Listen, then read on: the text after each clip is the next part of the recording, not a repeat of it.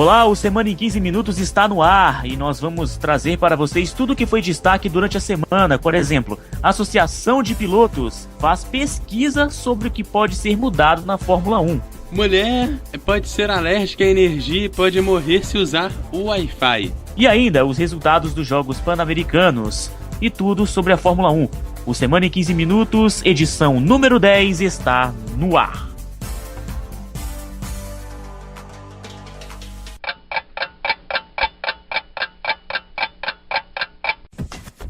Ok, bom dia, boa tarde, boa noite pra você que tá ligado aqui no Semana em 15 Minutos. Hoje um convidado muito especial, direto do podcast F1 Brasil, o principal podcast sobre Fórmula 1 do país, que meu querido amigo Carlos Eduardo Valese. Olá, Eduardo. Oi, Clauberson. Olá, cabeças de gasolina. Estamos aqui no Semana em 15 Minutos, que é para falar bastante de Fórmula 1, viu? Seja você muito bem-vindo, Valese. Valeu mesmo aí por ter aceitado o convite, tá bom?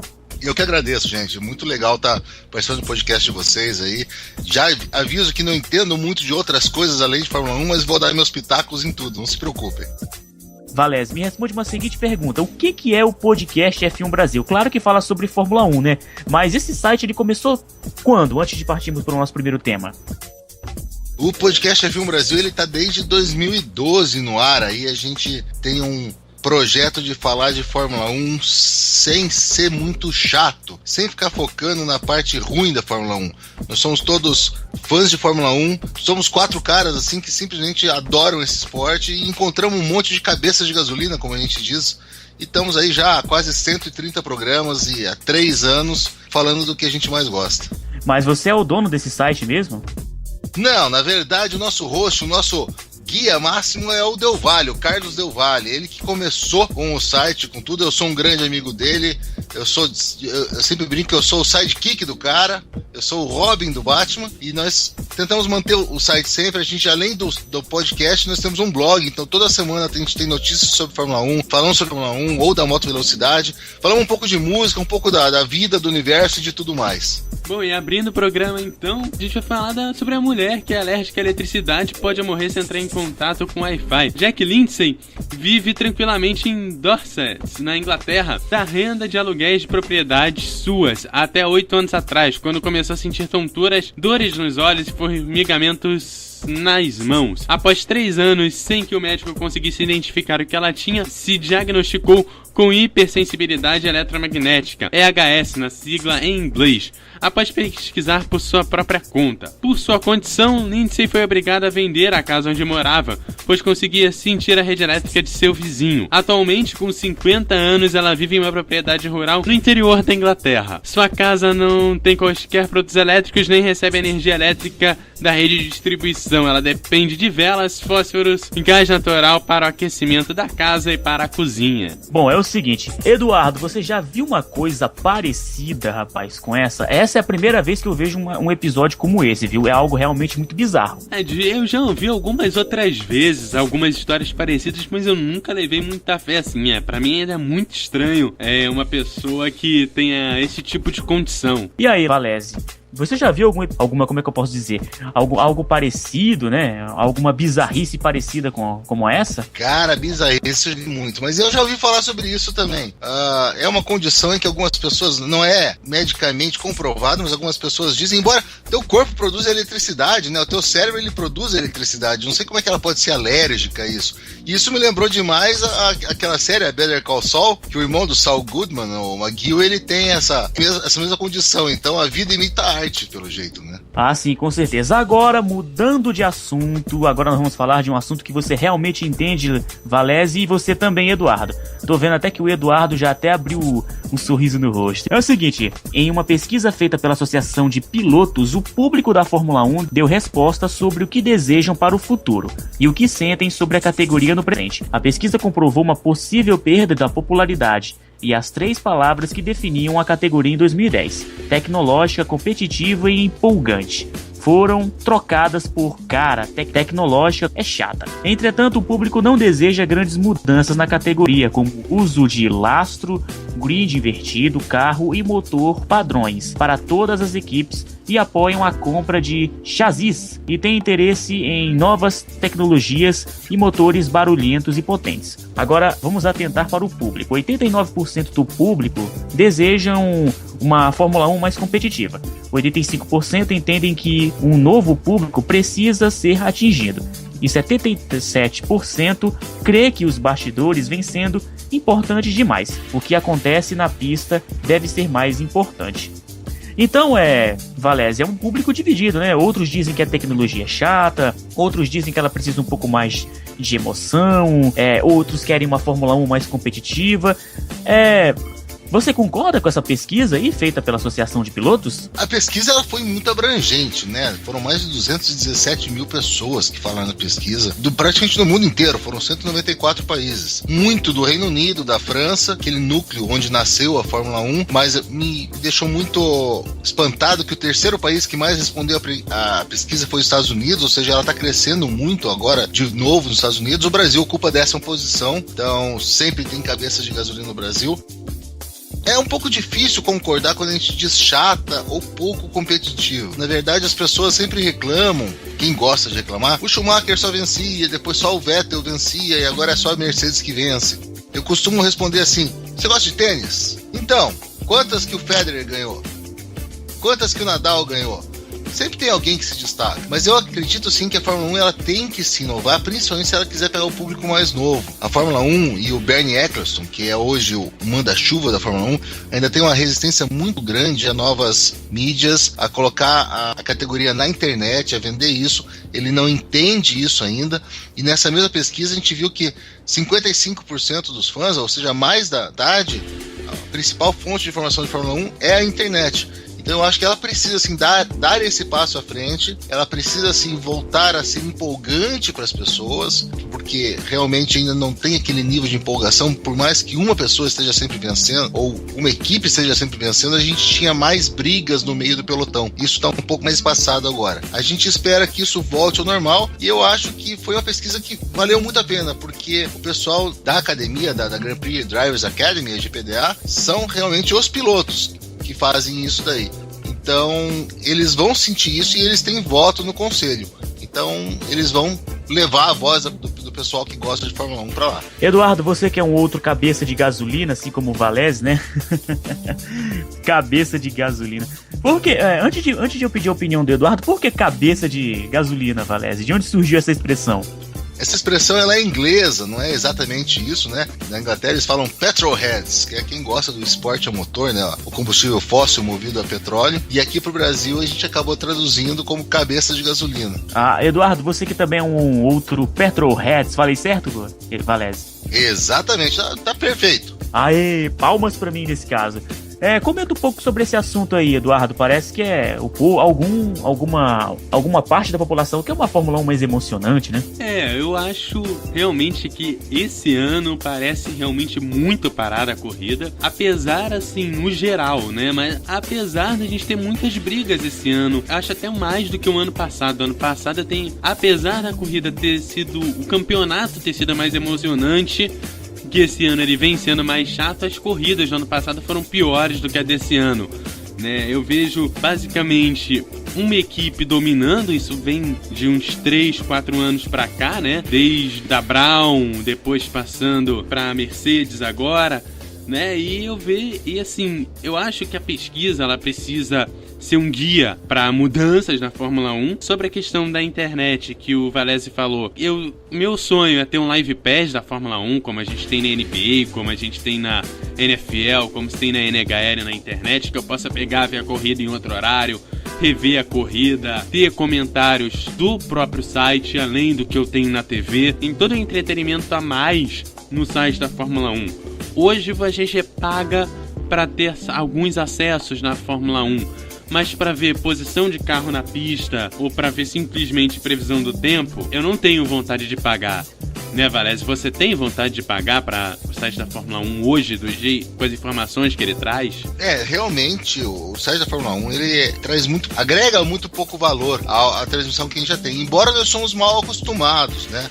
O Brasil é um dos 3 ou 4 países do mundo, únicos países do mundo que tem Fórmula 1 em TV aberta, em quase todas as corridas. E reclama demais quando a Globo não passa uma corrida. Na grande maioria dos países, a Fórmula 1 está na TV paga. A própria BBC de Londres, que é o berço da Fórmula 1, ela passa 19 corridas no ano, ela passa 6 ou 7 ao vivo e livre. Normalmente isso é pago, então nós somos mal acostumados. Mas eu acho que com certeza absoluta, aquilo que você falou, se o próprio site da Fórmula 1 te fornecesse uma oportunidade de ver as corridas em alta definição, com câmeras alternativas, no horário que você quisesse, ou então você vendo o rádio de todos os pilotos o tempo inteiro do lado da pista, que seria uma coisa interessante, mais pessoas iam ser levadas a gostar da Fórmula 1, a entender os meandros da Fórmula 1 e iam acompanhar mais o esporte. Eu concordo plenamente contigo que a Fórmula 1 tem que entrar na era da internet. Tá difícil, foi dado um passo tímido ainda. A FIA, principalmente a FOM, que é quem detém os domínios da Fórmula 1, agora tem um site um pouquinho melhor, tem algumas imagens um pouquinho melhores, está presente no Instagram ou no Twitter, nas redes sociais, mas é um passo tímido ainda para uma coisa do tamanho que é a Fórmula 1. Eu acho que foi no Boteco F1 que eu ouvi essa semana, não sei se foi no post da semana, se já foi atrasado, que falou que parece que o pessoal não entende a Fórmula 1, não entende o porquê da troca de pneus, ou talvez um reabastecimento, e muita gente não compreende isso. E pra mim, não sei se pra eu que vejo, né, a Fórmula 1 toda hora, isso pra mim é natural e faz parte do esporte, mas talvez pra uma pessoa que não viu, como você citou, um tênis, não vai entender o motivo de ter games ou ter sets, aquela estrutura, não vai entender, vai levar um tempo. Eu acho que também precisa um pouco de um manual ali para quem tá começando, apesar de ser algo bastante natural, assim, se compreender. Concordo plenamente. Se você for reduzir ao máximo, são carros correndo em círculo e o mais rápido ganha. Então, a Fórmula 1 é assim, mas tem nuances que são muito legais. As pessoas, elas acabam se prendendo muito a um piloto ou a uma equipe e a corrida em si. Mas as estratégias, se você parar antes que o outro, ou se você usar mais de um pneu do que o outro, companheiro, você pode fazer uma corrida melhor, e você pode estar atrás o tempo inteiro, você pode estar em sexto ou sétimo lugar e de repente aparecer no pódio. Então, quando você começa a compreender essas nuances, essas mudanças da Fórmula 1, essas coisas mais finas, quando você começa a ser educado um pouco mais pelas corridas, isso é só a vivência, é só continuar lá e conversar com quem é cabeça de gasolina e ouvir o Semana em 15 Minutos, ouvir o podcast F1 Brasil, que você vai pegando uma coisa, vai pegando outra, você começa a perceber, mas aquele cara lá atrás ele vai dar o bote, então vamos ver se vai dar certo. Isso que é legal da Fórmula 1, essa estratégia toda. A Fórmula 1 é um dos esportes mais estratégicos que existem, e isso é muito legal. Só aproveitando a última corrida, né, que teve o Massa ali chegando na frente, foi bem comentada na internet, né, a corrida de semana passada. Eu consegui fazer 2, 3 pessoas sentarem no sofá pra ver a corrida, assim, pessoas que ficam, você tá vendo a corrida? Por que você vê isso? O cara sentou pra ver, e eu acho que isso já foi uma conquista. Aí eu cheguei pro cara e falei assim, mas olha, não vai, antes do Massa acabar perdendo, né, no início da corrida eu falei, cara, o Massa não vai vencer porque ele vai tomar um undercut. E o cara olhou pra mim e fala assim, cara, o que é isso? Eu tive que explicar o que era. Ou seja, você já pensa na estratégia lá na frente, isso que às vezes as pessoas não compreendem, né? Não é tão simples. Mas agora vamos falar do campeonato de pilotos, que tá próximo da famosa parada de meio de temporada, né? E continua com 3 pilotos aí com grandes chances aí de levar o título de campeão mundial. A liderança continua com Lewis Hamilton, da Mercedes, com 194 pontos, seguido de Nico Rosberg com 177, também da Mercedes, e Sebastian Vettel, da Ferrari, com 135. Na quarta colocação, com 77, aparece Valtteri Bottas, da Williams, e seu compatriota com 76, o Kimi Raikkonen. Felipe Massa aparece na sexta colocação com 74 pontos. Felipe Nasser aparece na 11ª colocação. Jason Button é o 17º. Fernando Alonso é o 18º. Valese, Jason Button, Fernando Alonso lá atrás. Que tristeza, hein? Não sei pra quem. Eu adoro ver o pessoal da McLaren e o Button lá atrás. Eu sou ferrarista. Então, pra mim, tá muito... Não, brincadeira. A McLaren é uma grande equipe e ela podia estar brigando e bolando mais ali. E o campeonato, na verdade, ele tá polarizado entre os pilotos da Mercedes. Nós estamos não exatamente na metade do campeonato, porque como a gente não vai ter GP da Alemanha esse ano, nós só vamos ter 19 provas. Foram 9, faltam 10 ainda. 10 provas, 25 pontos para o vencedor. Então, teoricamente, até quem não pontuou ainda, até as Marussias poderiam fazer 250, poderiam ser campeãs com a combinação de resultados que culminaria no fim do mundo. Mas, se você for ver bem, é Hamilton e Rosberg, são 17 pontos os separando. Nós temos aí esses 250. Vamos reduzir isso, uma diferença de 7 pontos do primeiro para o segundo, 70 pontos separando. Então esses dois que estão brigando bastante aí pelo campeonato, vai ser outro campeonato disputado. A gente esperava no começo do ano que o Hamilton acabasse levando de goleada, mas não parece que vai ser não. Vai ser outro campeonato disputado entre os dois pilotos da Mercedes e vai ser muito bonito de ver.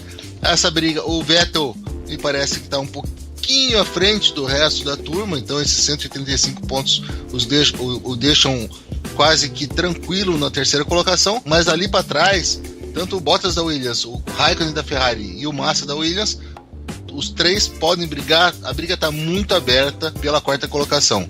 E no campeonato de construtores, a gente tem Mercedes lá em cima, Ferrari um degrau abaixo, Williams um degrau abaixo, mas a gente tem uma briga muito boa ali, Red Bull, Force India, Lotus, Sauber, que também vai dar muito pano pra manga até o final do ano. Ok, agora vamos mudar de assunto. Saindo da Fórmula 1, vamos para o basquete. Atenção, você que está me ouvindo aí pela Web Rádio Melhor do Futebol, você que está nos ouvindo pelo nosso site semanaem15.wordpress.com.br. Vamos falar agora da NBA. Eu quero fazer uma seguinte pergunta, começando pelo Eduardo. Eduardo, qual desculpa você daria para a queda do seu rendimento em quadra, ou pilotando um carro de Fórmula 1, ou jogando sinuca? Que desculpa você daria para um repórter depois da derrota? Muita viajei muito, fiquei acordado até 3 horas da manhã vários dias seguidos. Ah, tá certo. Essa seria a sua desculpa, né? Seria a minha desculpa. Ah, tá certo. Agora vamos para o Valese. Valese, é o seguinte, vamos imaginar que você é piloto de algum carro de Fórmula 1, seja da Ferrari, seja da McLaren, qualquer que seja. Aí vai lá, você perde a corrida por um erro muito grotesco. Que desculpa você daria para a imprensa caso isso acontecesse com você? Ressaca. Ressaca acho que seria ótimo. Ressaca seria... Ninguém ia ter como provar isso. Ah, é verdade, viu? Seria uma das entrevistas mais sinceras que eu já ouvi, que eu ia ouvir na minha vida, viu? Provavelmente você, Eduardo, e você, Valese, estão muito longe do ala Spurs Matt Bonner. O jogador da NBA deu uma seguinte explicação, abre aspas: eu odeio dar desculpas, cresci aprendendo que nunca devemos arranjar desculpas, mas passei por 2 meses e meio de muita dor no cotovelo. Durante esse tempo era tão doloroso para fazer arremessos que quase chorava quando a bola vinha para mim. Pensava na hora do arremesso: isso vai me matar. E completou: todo mundo vai achar isso hilário, mas eis minha teoria de como contrair essa lesão. Quando lançaram o novo iPhone, ele era maior que os antigos. Acho que quando peguei ele, era estranho de usar. Tinha que fazer mais esforço no movimento para apertar as teclas, honestamente. Acho que foi assim que eu me machuquei. Vale ressaltar que na última temporada ele atingiu sua pior marca, você fã de NBA. Ele atingiu sua pior marca na sua última temporada com apenas 36,5% de aproveitamento. Ele ainda citou aqui o caso do iPhone, né? Ele falou aqui também a respeito eu não devo dar desculpas, é muita dor de cotovelo. Isso foi a entrevista mais sincera, Valese, que eu já vi em toda a minha vida, você não acha? Cara, eu acho que sincera pode ser, mas foi completamente nonsense. O cara, ele trabalha com os membros superiores, ele trabalha com o ombro, com o cotovelo, com o braço, com bíceps, tríceps. A diferença de um iPhone para outro são o quê? 6 gramas, 5 gramas. Só se o cara passava o dia inteiro com aquele telefone na mão ou com 8 telefones na mão. Não pode ser o suficiente. Não, usar o iPhone também como desculpa, né, Eduardo? Cá entre nós, né? É querer fazer o telespectador, quem tá ouvindo pelo rádio, de besta, né? Com certeza, eu acho que foi, assim, a pior desculpa que eu já ouvi. Eu que acompanho o NBA... Cara, é a pior desculpa que eu já ouvi. Eu já ouvi de tudo, mas essa foi a pior de todas. É verdade, mas em compensação ele deu uma entrevista sincera, como eu já havia falado aqui logo no início da matéria. Ele fez igual aquele jogador do Ceará, falou palavrões lá. Ah, o que? Eu tô suspenso? Ah, tá aqui. Aí, sinceramente, viu? Eu fiquei tecnicamente surpreso quando soube desse acontecimento, viu? E engraçado, Valese, que ele ainda foi dramático. Oh, meu Deus, isso vai me matar. É engraçado isso. Engraçado pra não dizer trágico, né? Meu Deus, cara, compra um StarTAC, volta um pouco no tempo. Você não precisa de Facebook, não precisa de WhatsApp. Compra um StarTAC que é bem pequenininho, levinho, pô. E você, Eduardo, concorda com isso? Eu concordo com isso, com certeza. Uma coisa pequena, molinho de usar. Cara, iPhone é pra poucos, cara. É pra poucos, tem que ter muito dinheiro mesmo pra comprar um iPhone de última geração. É um sonho meu ter um iPhone. Quem sabe um dia eu consigo, né? Pra eu acompanhar tudo enquanto é esporte, de diversas modalidades, até o Valese aqui do podcast do F1 Brasil. Ok, então obrigado, Valese, pela sua participação aqui hoje. Você que está ouvindo, a gente pode acessar o podcast f1brasil.com.br. E olha, se você quer saber sobre o que vem por aí na Fórmula 1, aconselho o programa de número 121, que você vai entender as mudanças nas regras da Fórmula 1 para os anos de 2016 e 2017. Lá tem um debate sobre reabastecimento, pneus, os carros fazendo muito barulho e muito mais. Eu vou deixar o link no post. E não, por favor, acessa lá, que, cara, é o melhor podcast de Fórmula 1 do Brasil. Talvez, vamos colocar entre os melhores do mundo aí. Agora, Valese, faz um convite aí pro pessoal que tá ouvindo a gente pelo podcast, ou pros nossos ouvintes da Web Rádio Melhor do Futebol. O nosso programa também vai ser exibido também através dessa Web Rádio. Convido o pessoal aí a acessar o podcast f1brasil.com.br, vai? Gente, eu tenho que agradecer demais vocês, Eduardo, Glauberson. Eu sempre quis estar no rádio, vocês que me proporcionaram isso. A gente está lá no podcast F1 Brasil, é um podcast sincero, pequenino, melhor do mundo de jeito nenhum, mas é um podcast brasileiro muito legal, com gente que ama a Fórmula 1. Nós somos amadores nos dois sentidos da palavra. Nós não somos profissionais e nós amamos esse esporte. Então, acessem lá podcastf1brasil.com.br. Todo dia tem coisa nova no blog para você ler. A gente fala da história da Fórmula 1. E nós contamos a história da corrida e são vocês que ajudam a gente a contar a história da corrida, porque a gente conta através dos votos dos ouvintes. Então acessem lá. Estou muito feliz de estar aqui com vocês, falando de outros esportes e falando de outras coisas, e espero que esse crossover aí venha mais vezes. Tá aí o Carlos Eduardo Valese. Olha só, xará, seu xará, né, Eduardo? Meu xará e com certeza aí um parceiro meu de todas as segundas-feiras, que toda vez eu saio de casa o programa tá lá e eu vou vindo aí toda vez que eu vou pro trabalho. Meu parceiro ali, pelo menos no ouvido ali de toda segunda-feira. Só uma última pergunta antes de chamar os destaques do próximo bloco, nesta edição especial do Semana em 15 Minutos, que eu acho que agora vai a meia hora, né, Eduardo? Qual foi o último podcast de áudio que vocês lançaram aí no site podcastf1brasil.com.br? Qual foi o último programa de vocês? Qual é o número? O mais recente foi o 128, foi o podcast referente ao GP da Inglaterra, esse mesmo que você comentou, que o Massa largou muito bem e acabou que choveu depois, e na estratégia o Vettel conseguiu o terceiro lugar. Estamos aí, a gente tem agora 3 semanas sem corrida, mas nós temos podcasts especiais que vão ser lançados. A gente está falando sobre a temporada de 86, que tinha Senna, tinha Mansell, tinha Piquet, tinha Prost. A gente tá começando um podcast sobre a Ferrari agora, um especial sobre a Ferrari, então tem muita coisa para vir pela frente aí. Ok, valeu Carlos Eduardo Valese, o xará do Eduardo Couto. Valeu mesmo, muito obrigado pela participação, tá bom? Cara, um abraço e até lá. Valeu, agora é o seguinte, vamos chamar os destaques do próximo bloco. No próximo bloco você vai ouvir: CONCACAF rompe contrato com a empresa Trafic de José Ávila. Mesmo com os Jogos Pan-Americanos já iniciados, algumas arenas ainda estão em obras.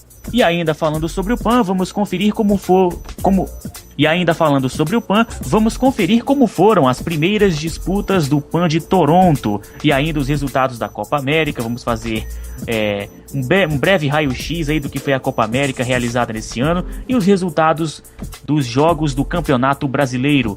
A gente volta já já.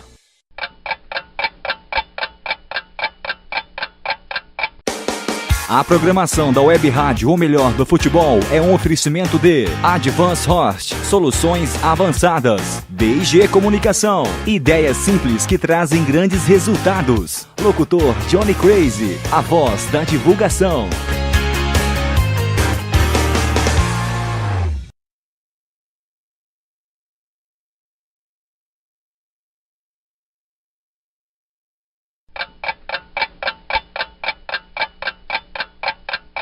Ok, estamos de volta, sejam bem-vindos ao bloco B do programa 10 do Semana em 15 Minutos.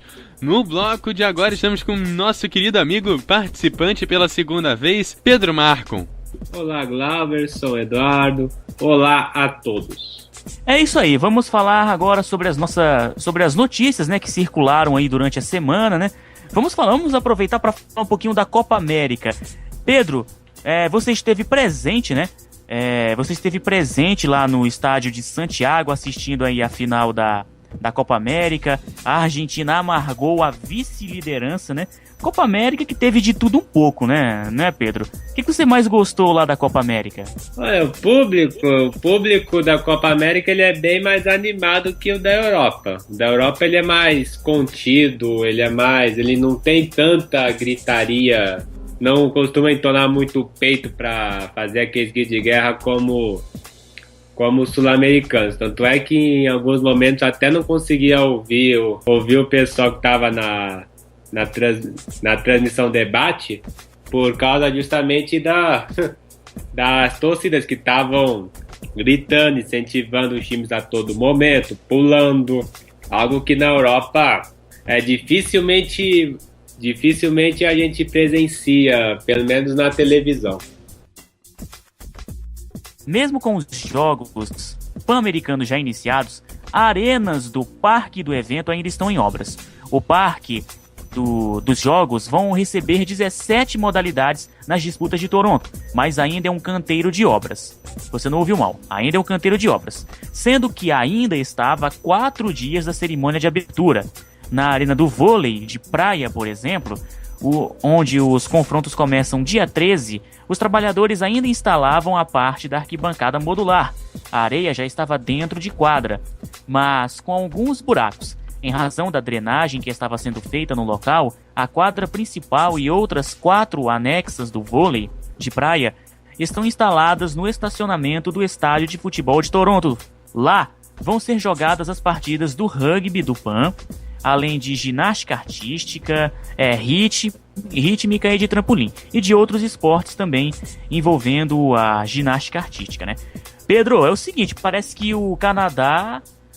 aliás, o Canadá não, o Brasil, né? O Brasil tá fazendo escola por aí, né? Pela América Latina, não é verdade? Na questão de atrasar obras, né? Para eventos importantes.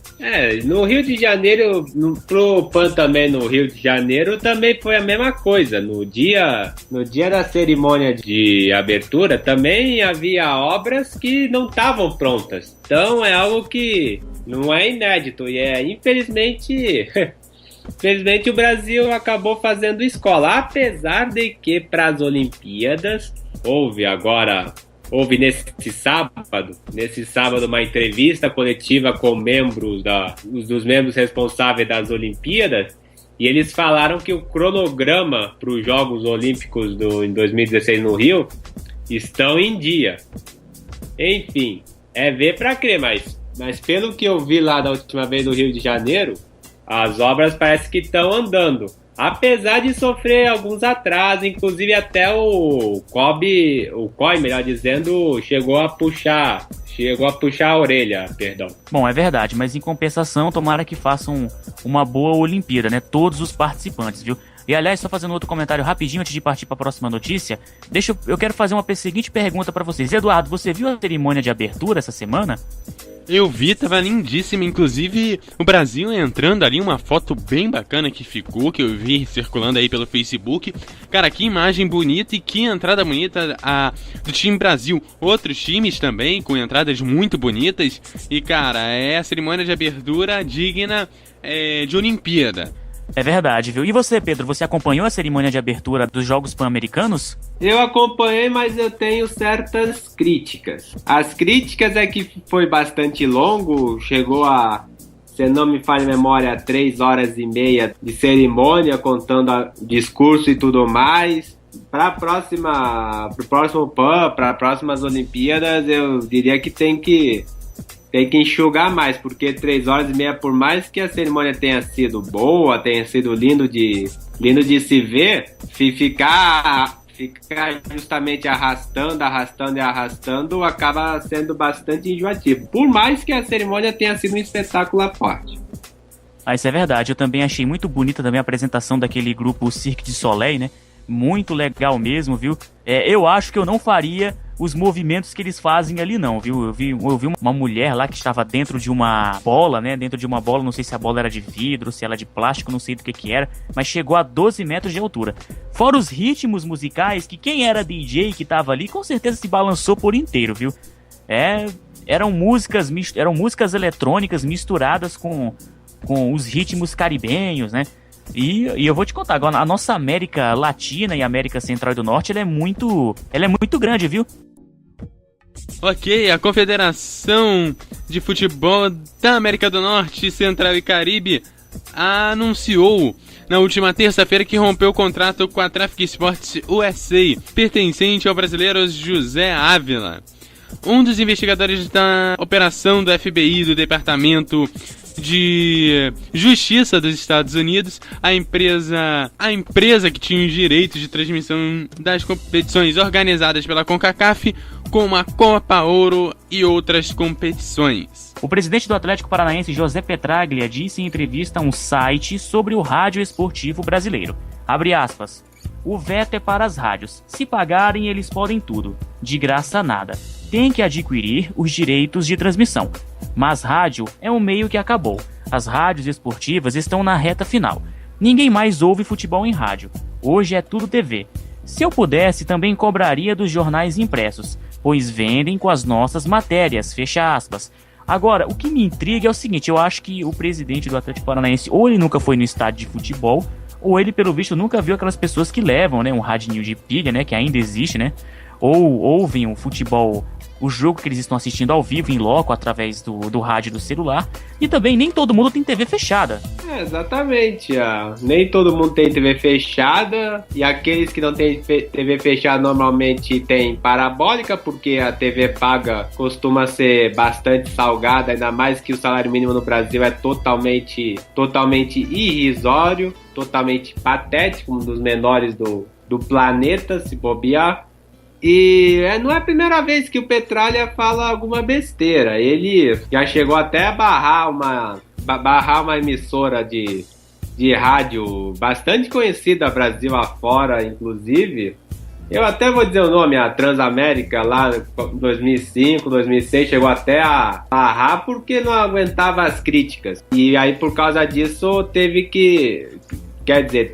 mas acabou barrando de transmissões em loco da Arena da Baixada, inclusive com apoio da torcida, que lembro muito bem, naquela época tinha até uma bandeira em preto e vermelho com o símbolo da Transamérica e aquele símbolo de proibido, dizendo não, boicote a esta emissora. E aí, por causa disso, teve certos entraves judiciais. Se não cumprisse, levaria uma multa de milhares de reais.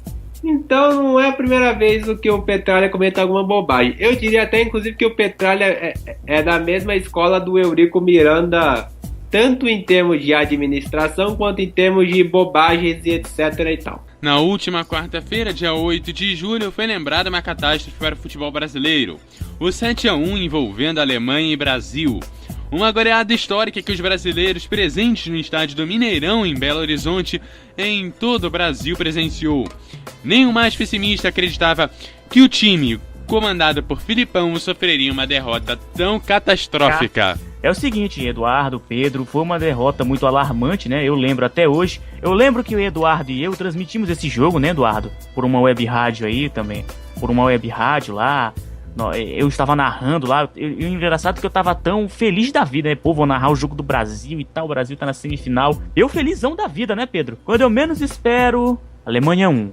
Ah, legal, o Brasil até então tava tranquilo. O Brasil vai virar o jogo. Quando pensei que não, sai o segundo, terceiro, o quarto e o quinto. Teve até um momento que eu falei, Pedro, igual o narrador de uma emissora lá do Rio Grande do Sul, quando narrou Internacional em Mazembe. Quando o Mazembe fez o gol em cima do Internacional, o segundo, se não me falha a memória, ele falou: eu não vou narrar, em respeito à torcida colorada. Eu usei essa frase praticamente igual no jogo Alemanha e Brasil.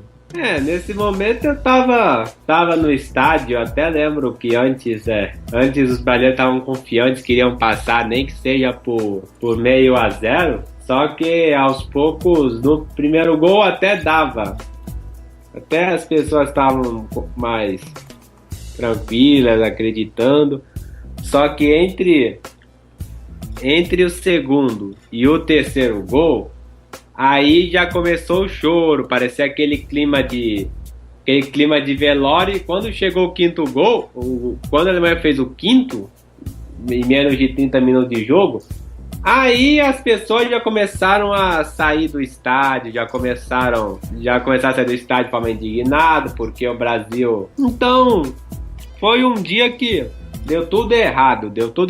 No segundo tempo... Eu lembro que eu não prestei mais atenção no jogo porque virou um jogo de compadre. E até eu lembro também que eu brinquei dizendo: onde tem baralho pra gente jogar truco? Porque o jogo tava tão desinteressante que eu resolvi até fazer essa brincadeira aí. Brincadeiras à parte, também o pessoal, como tinha dinheiro pra ir pro estádio, pessoas com poder aquisitivo alto, acabou sobrando para Dilma Rousseff, inclusive. Mas isso eu não vou entrar nessa questão porque é meramente política e merece uma discussão bem maior do que qualquer programa de TV e de rádio que tem por aí. E depois do jogo foi difícil digerir. Foi difícil entender o que estava acontecendo. Claro que passou dias e dias aí que acabou caindo a ficha de que o Brasil jogou mal. E mesmo assim, enfim, acabou dando